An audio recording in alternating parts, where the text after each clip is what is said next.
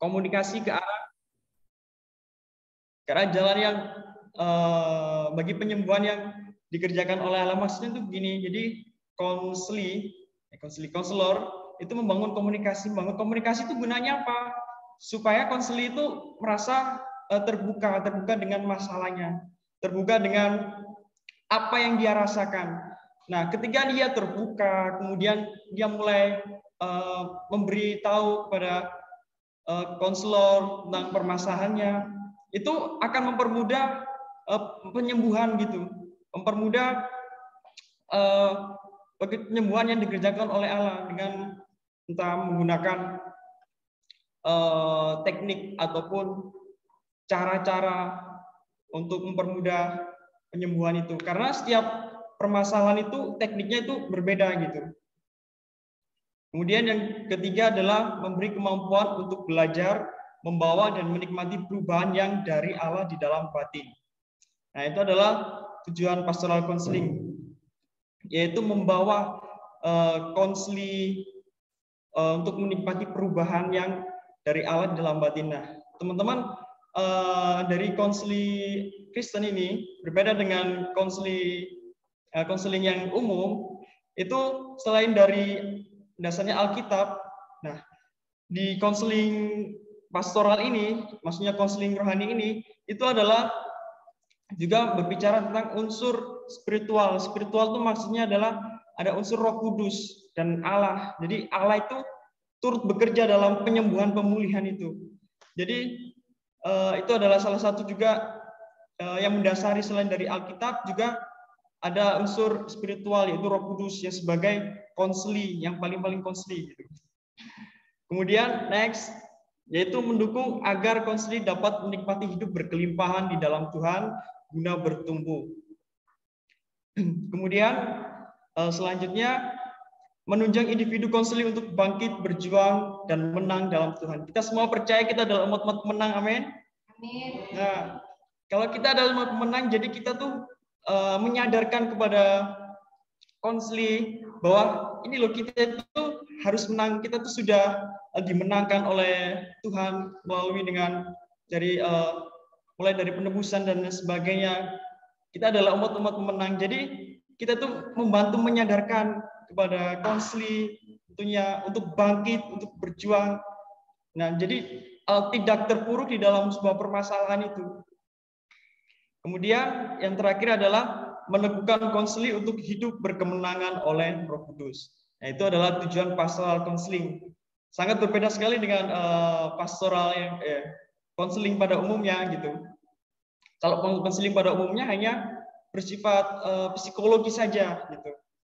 Itu yang dapat saya sampaikan dalam tujuan pastoral counseling. Oke, next. Nah, kemudian kita memasuki mengatasi masalah anak dan remaja dalam lingkungan keluarga. Jadi selain dari pastoral counseling itu kan lingkupnya itu semisal dari sebuah kerucut itu dia tuh udah lingkup yang besar gitu. Tapi ada lingkup yang kecil yaitu di dalam sebuah keluarga. Nah, bagaimana mengatasi masalah anak dan remaja dalam lingkungan keluarga? Tentu setiap manusia itu adalah, bahkan setiap anak kecil itu memiliki masalah gitu. Jadi masalah itu tidak bisa dihindari ataupun tidak bisa semisal saya tidak mau menghadapi masalah itu, saya berusaha untuk menghindari permasalahan yang nantinya membuat saya mengalami keterpurukan dan lain sebagainya, itu tidak bisa gitu. Jadi memang masalah itu adalah sebagian dari perjalanan kehidupan gitu teman-teman.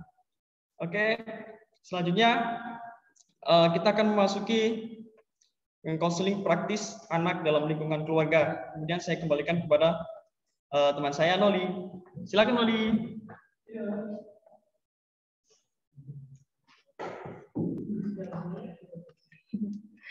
Oke, baiklah.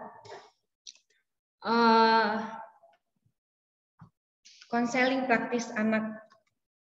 Nah, siapa sih kita yang tidak kenal gitu dengan anak-anak gitu ya? Mereka adalah seseorang atau manusia yang masih kecil tuh yang sangat menggemaskan, banyak disukai gitu oleh orang-orang gitu. Atau di antara teman-teman atau saudara-saudara di sini pada suka anak kecil atau enggak nih? Suka, oke, puji Tuhan kalau suka. Dan itu mereka tuh menggemaskan sekali gitu loh dengan tingkah-tingkahnya mereka ketika saat mereka nangis atau dan segala macam gitu. Jadi saya ingat gitu waktu saya pelayanan di sekolah minggu, saya itu kadang tertawa sendiri gitu melihat anak-anak berlarian, atau pas mereka datang sekolah minggu itu dengan muka yang sedih, nangis. Pas ditanya kenapa, oh ternyata mereka itu dipaksa, sebenarnya nggak mau datang tapi akhirnya dipaksa gitu.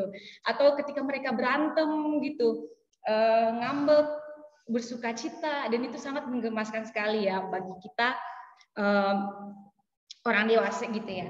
Nah jadi pengertian anak, nah jadi di sini anak itu adalah tunas atau potensi dan generasi penerus cita-cita bangsa. Nah jadi anak-anak ini adalah anak-anak inilah yang akan nantinya menjadi penerus gitu untuk bangsa. Nah di dalam kamus setelah saya cari-cari, di dalam kamus umum bahasa Indonesia itu anak itu adalah manusia yang masih kecil gitu. Jadi mereka itu manusia yang masih kecil gitu, masih dalam tahap pertumbuhan. Nah, jadi di sini saya akan membahas tentang konseling praktis anak. Nah, konseling anak itu apa sih gitu? Konseling anak itu yaitu adalah kita sebagai konseling itu melakukan atau mengarahkan anak-anak gitu dalam menyelesaikan atau membantu anak-anak itu lepas dari masalahnya. Nah, itu konseling itu melibatkan anak-anak sehingga anak-anak itu bebas gitu untuk berbicara dan juga bercerita tentang hal-hal yang dialami. Nah, yang pertama itu adalah menjadi orang tua yang baik. Nah, di sini orang tua yang baik itu adalah orang tua yang mengasihi anaknya dan akan mendidik anaknya dengan cara yang benar gitu. Nah, seorang orang tua kalau dia benar-benar mengasihi anaknya gitu ya, dia pasti akan mengontrol anak itu gitu. Dia akan mendidik gitu, tidak membiarkan sendiri gitu anak-anak. Atau saudara-saudara di sini ketika waktu kecil dibiarkan atau diarahkan gitu. Pasti kita diarahkan ya, karena apa? Ya karena orang tua kita tuh mengasihi kita. Nah jadi mereka itu berusaha gitu mendidik kita, mengajar kita dengan cara mereka masing-masing gitu. Nah seperti yang dikatakan oleh kitab Amsal pada pasal 13 ayat 24 di sini, siapa tidak menggunakan tongkat atau benci kepada anaknya, tetapi siapa mengasihi anaknya menghajar dia pada waktunya gitu. Nah, jadi setiap orang tua yang mengasihi anak-anak itu, mengasihi anaknya, dia akan menghajar atau mendidik anaknya itu bukan karena benci, tapi karena dia mengasihi. Nah, untuk itu orang tua yang baik itu harus memiliki rambu-rambu atau batasan-batasan dengan peraturan gitu yang tidak boleh dilanggar oleh anak ya. Ini penting sekali karena kenapa? Setiap pelanggaran itu pasti resikonya terlalu besar gitu untuk anak-anak. Jadi di sini orang tua itu harus punya peraturan atau peringatan kepada anak-anak